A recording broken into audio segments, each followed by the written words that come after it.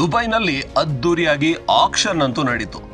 Action ಅಲ್ಲಿ RCB ಮಾಡಿದ್ದೇನೋ ಮಾಡಿಕೊಂಡ ಎಡವಟ್ಟೇನೋ ಚೆನ್ನೈ ಮುಂಬೈ ತಂಡಗಳು ಯಾವ ರೀತಿ ಬೆಸ್ಟ್ ಬೈ ಮಾಡಿದ್ವು, ಒಳ್ಳೊಳ್ಳೆ ಪ್ಲೇಯರ್ಸ್ ಅನ್ನ ಹೇಗೆ ತಮ್ಮ ತೆಕ್ಕೆಗೆ ಹಾಕೊಂಡು RCB ಎಲ್ಲಿ ಎಡವ್ತು, ಯಾಕೆ 15 ವರ್ಷದಿಂದ RCB ಈ ಸಲ ಕಪ್ ನಮ್ದೆ ಅಂತ ಹೇಳ್ಕೊಂಡೇ ಬರ್ತಾ ಇದೆ. ಆದ್ರೆ ಚೆನ್ನೈ ಮುಂಬೈಗಳು ಮೇಲಿಂದ ಮೇಲೆ IPL ಕಪ್ ಅನ್ನ ತಮ್ದಾಗಿಸ್ಕೊಳ್ತಾ ಇವೆ ಅಂತ ನೋಡೋದಾದ್ರೆ, ಚೆನ್ನೈ ರಚಿನ್ ರವೀಂದ್ರ ಅವರನ್ನ ಕೇವಲ 1,80,00,000ಕ್ಕೆ ತಮ್ಮ ಬುಟ್ಟಿಗೆ ಹಾಕೊಳ್ತು. ಇಡೀ ಈ ಬಾರಿಯ ಆಕ್ಷನ್ ನಲ್ಲಿ ಹೈಲೈಟ್ ಆಗಿದ್ದು Rachin Ravindra left hand opening batsman ಜೊತೆಗೆ ಅವರು ಒಬ್ಬ ಸ್ಪಿನ್ ಬೌಲರ್ ಆಗಿ ಕೂಡ ಸಪೋರ್ಟ್ ಮಾಡ್ತಾರೆ. ಹಾಗಾಗಿ ಇವರನ್ನ ಟಾರ್ಗೆಟ್ ಮಾಡಬಹುದಾಗಿತ್ತು. ಕನ್ನಡಿಗ ಕೂಡ, ಅಂದ್ರೆ ಮೂಲತಃ ಕನ್ನಡಿಗ, ನಮ್ಮ ಬೆಂಗಳೂರಿನ ಬಸವನಗುಡಿ ಭಾಗದವರು, ಅವ್ರನ್ನ ಚೆನ್ನೈ ಬುಟ್ಟಿಗೆ ಹಾಕೊಳ್ತು. ಚೆನ್ನೈಗೆ ಗೊತ್ತು ಅವ್ರ ವ್ಯಾಲ್ಯೂ ಏನು ಅಂತ. RCB ಅದರಲ್ಲಿ ಅವ್ರನ್ನ ಟಾರ್ಗೆಟ್ ಮಾಡಲೇ ಇಲ್ಲ. ಇನ್ನು ಶಾರ್ದೂಲ್ ಠಾಕೂರ್, RCBಗೆ ಕೂಡ ಬೇಕಾಗಿತ್ತು ಇಂಥ ಬೌಲಿಂಗ್ ಆಲ್ರೌಂಡರ್. ಶಾರ್ದೂಲ್ ಠಾಕೂರ್ ಕೇವಲ 4 ಕೋಟಿಗೆ ಸಿಕ್ಕಿದ್ರು, ಆದರೆ RCB ಅವರನ್ನ ಕೂಡ ತಗೊಳ್ಳೋಕೆ ಮನಸ್ಸು ಮಾಡಲಿಲ್ಲ. ಇನ್ನು ಚೆನ್ನೈ ತುಂಬಾ ಹುಷಾರಾಗಿ ಅವರಿಗೆ ಬೇಕಿದ್ದಂತ ಅಂಬಟಿ ರಾಯ್ಡು ಅವರಿಗೆ ಮಿಡ್ಲ್ ಆರ್ಡರ್ ಬ್ಯಾಟ್ಸ್ಮನ್ ಒಬ್ಬ ರಿಪ್ಲೇಸ್ಮೆಂಟ್ ಬೇಕಿತ್ತು. ಡರೆಲ್ ಮಿಚೆಲ್ ಅವ್ರನ್ನ 14 ಕೋಟಿ ಕೊಟ್ಟು ಕೊಂಡುಕೊಳ್ತು. ಅದು ವರ್ತ್ ಅನ್ನಿಸ್ತು. ಅವರು ವರ್ಲ್ಡ್ ಕಪ್ ನಲ್ಲಿ ಸೆಮಿಫೈನಲ್ ನಲ್ಲಿ ಭಾರತದ ವಿರುದ್ಧ ಹೇಗೆ ಶತಕ ಬಾರಿಸಿದ್ರು, ಹಾಗೇನೆ ಬೌಲಿಂಗ್ ಅಲ್ಲಿ ಕೂಡ ಟೀಮ್ಗೆ ಹೇಗೆ ನೆರವಾಗ್ತಾರೆ ಅನ್ನೋದು ಗೊತ್ತಿದೆ. ಹಾಗಾಗಿ 14 ಕೋಟಿ ಕೊಟ್ಟರು ವರ್ತ್ ಅನ್ನಿಸ್ತು. ಇನ್ನು ಚೆನ್ನೈ ಯಾವಾಗ್ಲೂ ಗ್ರೂಮ್ ಮಾಡುತ್ತೆ, ಅಂದ್ರೆ ತಮ್ಮ ಭವಿಷ್ಯದ ಪ್ಲೇಯರ್ಗಳನ್ನ ಈಗಾಗಲೇ ಗುರ್ತಿಸ್ಕೊಂಡು ಅವರನ್ನ ಟೀಮ್ನಲ್ಲಿ ಇಟ್ಕೊಂಡು 2-3 ವರ್ಷ ಅವ್ರನ್ನ ಗ್ರೂಮ್ ಮಾಡಿ ನಂತರ ಅವ್ರನ್ನ ಟೀಮ್ ಒಳಗಡೆ ತಗೊಳುತ್ತೆ, 11 ಒಳಗೆ ತಗೊಳುತ್ತೆ. ಸಕ್ಸಸ್ ಕೂಡ ಆಗಿದೆ. ಈ ತರ ತುಂಬಾ ಪ್ಲೇಯರ್ಗಳನ್ನ MS ಧೋನಿ ಗ್ರೂಮ್ ಮಾಡಿ ಟೀಮ್ ಇಂಡಿಯಾ ಕೂಡ ಕೊಟ್ಟಿದ್ದಾರೆ ಅಂತ ಹೇಳ್ಬೋದು. ಸಮೀರ್ ರಿಜ್ವಿ ಇವರಿಗೆ 8,40,00,000 ಕೊಡ್ತು. ಇದಕ್ಕೆ ಕಾರಣ ಅಂತ ಹೇಳಿದ್ರೆ ಅವರು ಈಗ ಬೆಳೀತಾ ಇರುವಂತ ಒಬ್ಬ ಬ್ಯಾಟ್ಸ್ಮನ್ ಬರುವ ದಿನಗಳಲ್ಲಿ ಒಬ್ಬ ಭರವಸೆಯ ಬ್ಯಾಟ್ಸ್ಮನ್ ಆಗ್ತಾರೆ ಅನ್ನುವ ಕಾರಣಕ್ಕೆ. ಇನ್ನು ಮುಂಬೈ ಆಯ್ಕೆಯನ್ನು ನೋಡೋದಾದ್ರೆ ಜೆರಾಲ್ಡ್ ಕೊಯ್ಟ್ಜಿಯಾ ಇವರನ್ನ 5 ಕೋಟಿಗೆ ಬುಟ್ಟಿಗೆ ಹಾಕೊಳ್ತು. ಈ ಬಾರಿ 10 ಕೋಟಿಗಿಂತ ಹೆಚ್ಚಿನ ಬಿಡ್ ಆಗುತ್ತೆ ಅಂತ ಅನ್ಕೊಳ್ಳಲಾಗಿತ್ತು. ಆದರೆ ಮುಂಬೈ ಹುಷಾರಾಗಿ ತಮಗೆ ಬೇಕಿದ್ದಂತ ಸಾಥ್ ಬುಮ್ರಾ ಜೊತೆಗೆ ಮತ್ತೊಬ್ಬ ಬೌಲಿಂಗ್ ಸಪೋರ್ಟ್ ಆಗಿ ಜೆರಾಲ್ಡ್ ಕೊಯ್ಟ್ಜಿಯಾ ಅವರನ್ನು ಕೇವಲ 5 ಕೋಟಿಗೆ ಬುಟ್ಟಿಗೆ ಹಾಕೊಳ್ತು. ಈ ಆಪ್ಷನ್ ಕೂಡ RCBಗೆ ಇತ್ತು.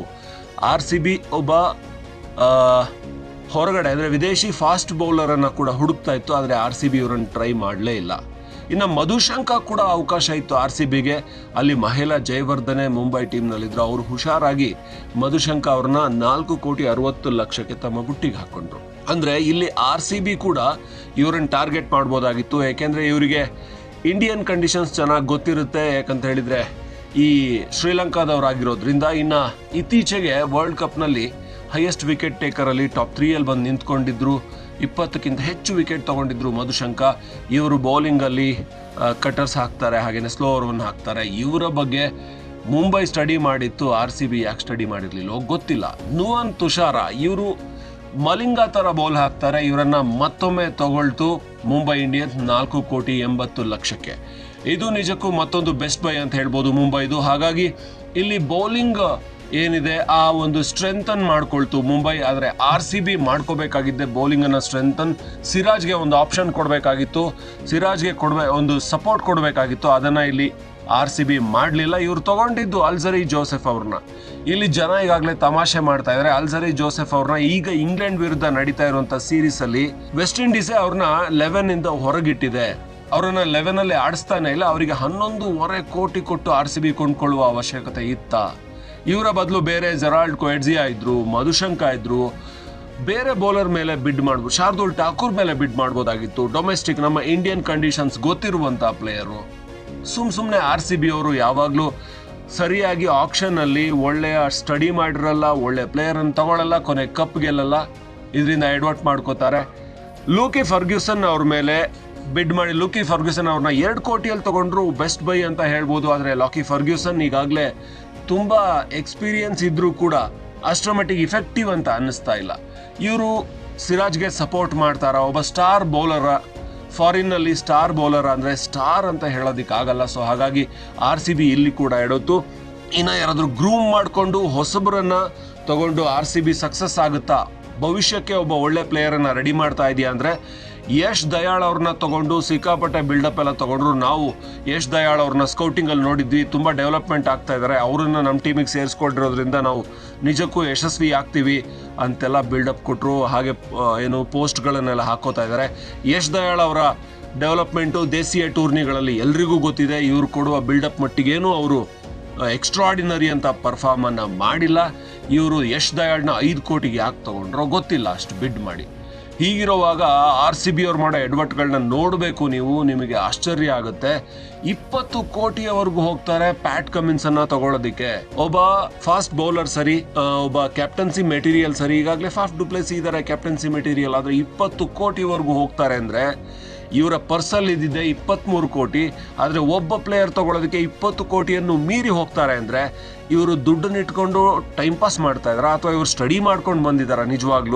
ಇವ್ರು ನಿಜವಾಗ್ಲೂ ಒಬ್ಬ ಪ್ಲೇಯರ್ಗೆ 20 ಕೋಟಿನ ಕೊಡೋದಾದರೆ ಒನ್ಸ್ ಅಗೇನ್ ಕ್ಯಾಮರೂನ್ ಗ್ರೀನ್ನ 17.5 ಕೋಟಿ ಕೊಟ್ಟು ತಗೊಂಡಿದ್ಯಾಕೆ? ಮುಂಬೈ ಥರ, ಸನ್ರೈಸರ್ಸ್ ಹೈದರಾಬಾದ್ ಥರ ತಮ್ಮ ಪರ್ಸಲ್ಲಿ 30-40 ಕೋಟಿ ಉಳಿಸ್ಕೊಂಡಿದ್ದಿದ್ರೆ ಆ ಕ್ಯಾಮರೂನ್ ಗ್ರೀನ್ ತಗೊಳ್ದೆ ಆಗ ಯಾರ ಮೇಲೆ ಬೇಕಾದರೂ ಬಿಡ್ ಮಾಡ್ಬೋದಾಗಿತ್ತು.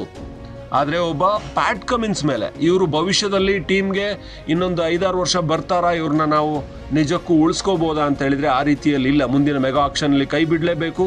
ಯಾಕೆಂದರೆ RCBಲಿ ಆಡೋದು 3 ಜನ. ಒಂದು ಕಡೆ ಕೊಹ್ಲಿ ಆಡಿದರೆ ಮತ್ತೊಂದು ಕಡೆ ಮ್ಯಾಕ್ಸ್ವೆಲ್ ಆಡ್ತಾರೆ, ಮತ್ತೊಂದು ಕಡೆಯಲ್ಲಿ ಸಿರಾಜ್. ಹೀಗೆ 2-3 ಜನರನ್ನು ನಂಬ್ಕೊಂಡ್ರು ಅಂತ ಈ ಟೀಮ್ ಫಾಫ್ ಡು ಪ್ಲೆಸಿಸ್ ಆಡ್ಬೋದು. ಇವ್ರನ್ನ ನಂಬ್ಕೊಂಡು ಉಳಿದ ಪ್ಲೇಯರ್ಸ್ಗೆ 20 ಕೋಟಿಗೆ ಬಿಡ್ ಮಾಡ್ತಾರೆ ಅಂದರೆ ಬರೀ ಒಂದೊಂದು ಸೀಸನ್ಗೆ 20 ಕೋಟಿ ಕೊಟ್ಟು ತಗೊಂಡು ಬರೀ ಬ್ರ್ಯಾಂಡ್ ಬಿಲ್ಡ್ ಮಾಡೋದಕ್ಕಷ್ಟೇ RCBನ ಮಾಡ್ಕೊಂಡಿದ್ದಾರಾ? ಈ ಒಂದು RCB ಟೀಮ್ ಎಲ್ಲಿ ಕಪ್ಪು ಗೆಲ್ಲುತ್ತೆ ಹಿಂಗಾದ್ರೆ? ಈಗ ಚೆನ್ನೈಗೆ ಮುಂಬೈಗೆ ಕಂಪೇರ್ ಮಾಡಿದರೆ ಆಕ್ಷನ್ನಲ್ಲಿ ಸಂಪೂರ್ಣವಾಗಿ RCB ಎಡವಿದೆ. ಲಾಕಿ ಫರ್ಗ್ಯೂಸನ್ ನಿಜವಾಗ್ಲೂ ದೊಡ್ಡ ಮಟ್ಟಿಗೆ ಫಾಸ್ಟ್ ಬೌಲಿಂಗಲ್ಲಿ ಸಪೋರ್ಟ್ ಮಾಡ್ತಾರ? ಅವರಿಗಾಗಲೇ ಕೋಲ್ಕತ್ತಾದಲ್ಲಿದ್ದರು, ಅಂಥ ದೊಡ್ಡ ಇಫೆಕ್ಟಿವ್ ಬೌಲರ್ ಅಂತ ಅನಿಸಿಲ್ಲ. ಯಶ್ ದಯಾಳ್ ಲಾಸ್ಟ್ ಇಯರೇ ರಿಂಕು ಸಿಂಗ್ ಹತ್ರ 5 6 ಹೊಡ್ಸ್ಕೊಬಿಟ್ಟು ಮೆಂಟಲಿ ಡಿಸ್ಟರ್ಬ್ ಆಗಿದ್ದೆ ಅಂತೇಳಿ ಫುಲ್ಲು ಟೀಮಿಂದ ಹೊರಗಡೆ ಇದ್ದಂಥ ವ್ಯಕ್ತಿ. ಇವ್ರನ್ನೆಲ್ಲ ಇಟ್ಕೊಂಡು ನಿಜಕ್ಕೂ RCB ಬೆಸ್ಟ್ ಟೀಮ್ನ ಕಟ್ಟುತ್ತಾ? ಬೌಲಿಂಗ್ ಅಟ್ಯಾಕ್ ಸ್ಟ್ರಾಂಗ್ ಆಗುತ್ತಾ? ನಂಬಿಕೆ ಇಲ್ಲ. ಖಂಡಿತ RCB ಮತ್ತೊಮ್ಮೆ ಕಪ್ ಗೆಲ್ಲುತ್ತೆ ಅನ್ನುವಂಥ ನಂಬಿಕೆ ಇಲ್ಲ. ಇದನ್ನು ನಾವು ಹೇಳ್ತಾ ಇಲ್ಲ, ಹೊರಗಡೆ ಜನ ನೋಡಿದವರು. ಇಂಡಿಯಾದಲ್ಲಿ ಪ್ರತಿಯೊಬ್ಬರು ಕೂಡ ಕ್ರಿಕೆಟ್ ಅನಲಿಸ್ಟ್ ಆಗಿರ್ತಾನೆ, ಪ್ರತಿಯೊಬ್ಬ ಕೂಡ ಕ್ರಿಕೆಟ್ ಬಗ್ಗೆ ವಿಮರ್ಶೆ ಮಾಡ್ತಾನೆ, ಪ್ರತಿಯೊಬ್ಬರು ಸೋಷಿಯಲ್ ಮೀಡಿಯಾದಲ್ಲಿ ಬೈತಾ ಇದ್ದಾರೆ. RCB ಬೈಸ್ಕೊಳ್ಳೋ ಥರ ಇದೆ. ಇವ್ರು ನಿಜವಾಗ್ಲೂ ಒಳ್ಳೆ ಬೈ ಮಾಡಿಲ್ಲ ಅಂತ ಹೇಳ್ತಾ ಇದ್ದಾರೆ. ಇದು 15 ವರ್ಷ ಮಾಡಿದ ಕೆಲಸನೇ 16ನೇ ವರ್ಷ ಕೂಡ ಮಾಡ್ತಾರೆ, ಅದರಲ್ಲಿ ಏನು ವಿಶೇಷ ಇಲ್ಲ. ಸೊ ಹಾಗಾಗಿ RCB ಈ ಸಾರಿ ಕಪ್ ನಮ್ದೆ ಅಂತ ಮತ್ತೆ ಹೇಳ್ಕೊಂಡು ಹೋಗ್ತಾ ಇರೋದೆ ಅನ್ಸುತ್ತೆ. ಒಟ್ಟಾರೆ ದುಬೈ ಬೈ RCBಗೆ ಬೈ ಥರ ಅನ್ನಿಸ್ತಾ ಇದೆ.